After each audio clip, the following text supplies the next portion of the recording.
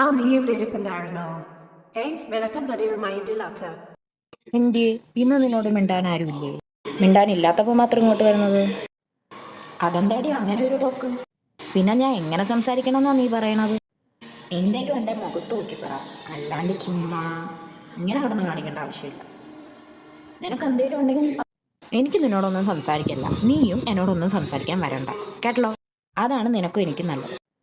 നീ പറ എന്താ കാര്യം. ഇനി ഞാനങ്ങോട്ട് നിന്നോട് പറയട്ടെ? എന്താ നിനക്ക് പറയാനുള്ളത്? എന്തേ എനിക്കൊന്നും പറയാനില്ലെന്ന് നിനക്ക് തോന്നുന്നുണ്ടോ? നിനക്കെന്ത് പറയാ? എന്നാ ഞാൻ പറഞ്ഞുതരാം. കഴിഞ്ഞ ആഴ്ച നമ്മൾ സിനിമയ്ക്ക് പോകുന്ന കാര്യം പറഞ്ഞു. എന്നാ നീ എന്താ പറഞ്ഞേ? എനിക്ക് പഠിക്കാനുണ്ട്, റെക്കോർഡ് ചെയ്താനുണ്ട്, ഞാൻ വന്നില്ലാന്ന്.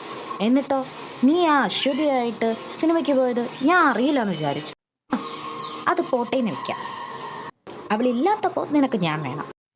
എന്നിട്ട് എന്നോട് ചിരിച്ചു കളിച്ച് സംസാരിച്ചിട്ട് അവളോട് പോയി എൻ്റെ കുറ്റം വരണ ഞാൻ അറിയില്ലെന്ന് മോള് വിചാരിച്ചോ? ഇതൊന്നും ഞാൻ മിണ്ടായിരിക്കാൻ എന്താണെന്നറിയോ? നീ ഞാനും ഒരിടയ്ക്ക് ബെസ്റ്റ് ഫ്രണ്ട്സ് ആയിരുന്നു.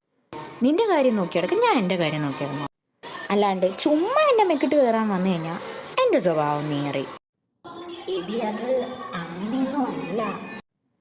മതി മതി, അപ്പം ഇനി എന്നെ മൈൻഡ് ചെയ്യാൻ നിൽക്കണ്ട കേട്ടോ.